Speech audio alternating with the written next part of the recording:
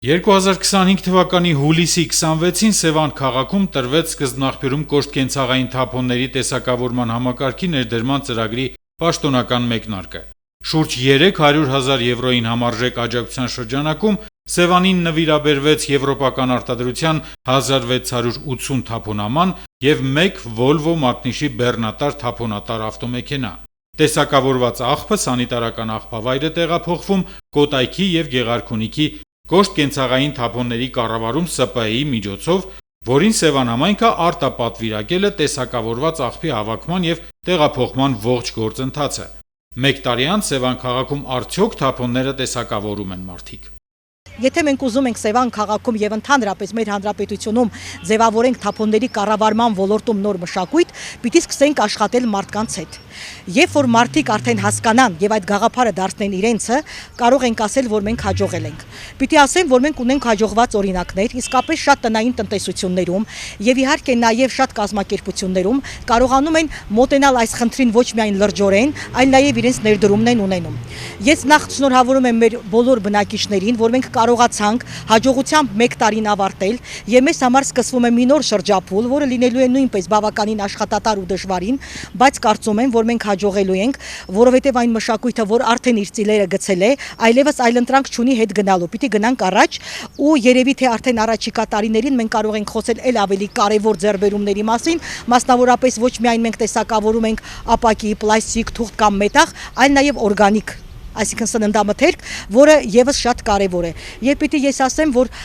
որն է մարդկանց շահը այստեղ, նախ առաջին հերթին ավելի քիչ թափոններ են հասնում աղբավայր։ Երկրորդ հերթին շրջակա միջավայրի պահպանություն եւ երրորդ հերթին մենք պիտի մտածենք, որ ներկայանալի, մաքուր, բարեկարգ եւ ընդհանրապես կանաչ քաղաք, համայնք եւ մոլորակ ունենալու համար յուրաքանչյուրս պիտի սկսենք մեզանից։ Թափոնների տեսակավորումը սկսվում է տնից։ Սևանցիները պետք է առանձնացնեն թափոնները եւ հետո գցեն համապատասխան թափոնամանների մեջ։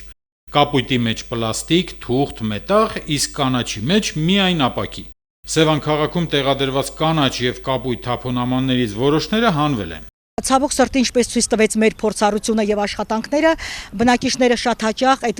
կանաչ թափոնամանները, որոնք նախատեսված էին ապակու համար, վերածում էին խառը թափոնի կամ լցնում էին պլաստիկ եւ թուղթ։ Ոստի քննարկումների արդյունքում մենք մտածեցինք եւ ընդունեցինք որոշում, իհարկե ամերիկյան համալսարանի Հակոբյան բնապահպանական կենտրոնի մեր գործընկերների հետ, որ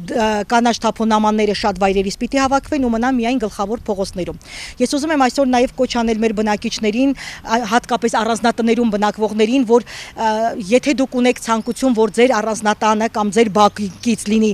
կապույտ թափոնամաններ, խնդրում եմ դիմել Սևանի համայնքապետարան, միանանք այս համընդհանուր արշավին եւ իսկապես այս մշակույթը քաղաքում դարձնենք համընդհանուր եւ մեր Սևան քաղաքը ներկայանալի։ Կարծում եմ սա շատ կարեւոր գործընթաց է եւ պիտի բոլոր բնակիչները մասնակից դառնան սրան։